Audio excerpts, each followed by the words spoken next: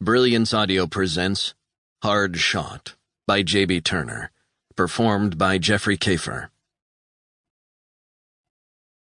It was still dark when the white van pulled up opposite the Bronx courthouse. Travis O'Keefe, sitting in the passenger seat, observed the dark, deserted street. He lit up his third cigarette of the day. His brother wound down the window. "You want to kill me with all that smoke?" Ryan said, chomping on his nicotine gum. "Quit whining, bro. Keep your eyes open." Travis scanned the street. He had scouted this location for days. It was a perfect spot, directly opposite the entrance to the 10-story courthouse on Walton Avenue. The building's steel shutters were still down, the area deathly quiet. A police siren broke the peace of the sultry early morning air.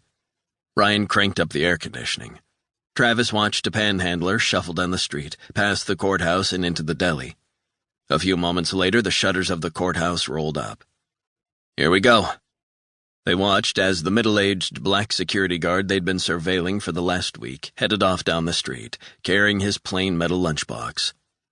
"About fucking time," Travis said. Ryan was chewing hard on his gum.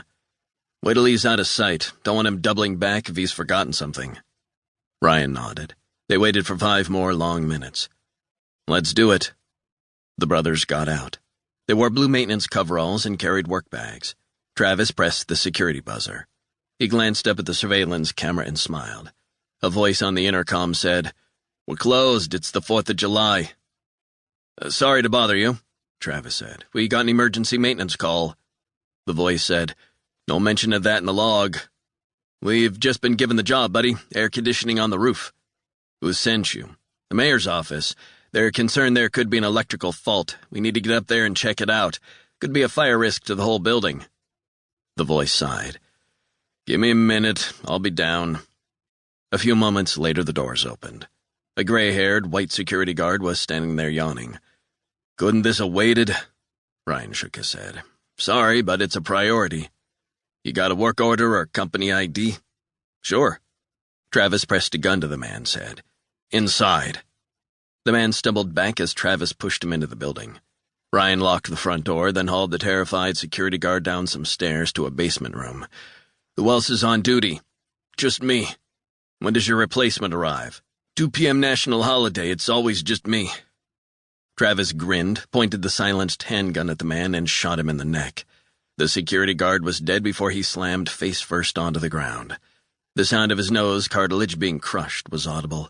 Blood spilled onto the stone floor. Ryan took the old man's keys from his pocket, locked the basement room so he wouldn't be found any time soon, and turned to face his brother, eyes glazed. "You okay?" Travis grinned. "I'm fine." "What next?" "Fresh air." The 2 men took the elevator to the roof garden. Not a cloud in the sky, not a breath of wind. Travis looked around the huge roof. A 10-foot-high parapet wall surrounded it, conveniently shielding them from prying eyes. The men got to work straight away. They opened up their work bags. Inside were protective glasses and dust masks. They put them on and pulled out their power drills. Methodically, they began to drill 2 separate 3-inch-wide holes through the wall, a couple yards apart. Ryan peered through each of the holes. "Perfect line of sight. Check it out." Travis followed suit, looking straight at Yankee Stadium. "It's going to be a beautiful day in New York City."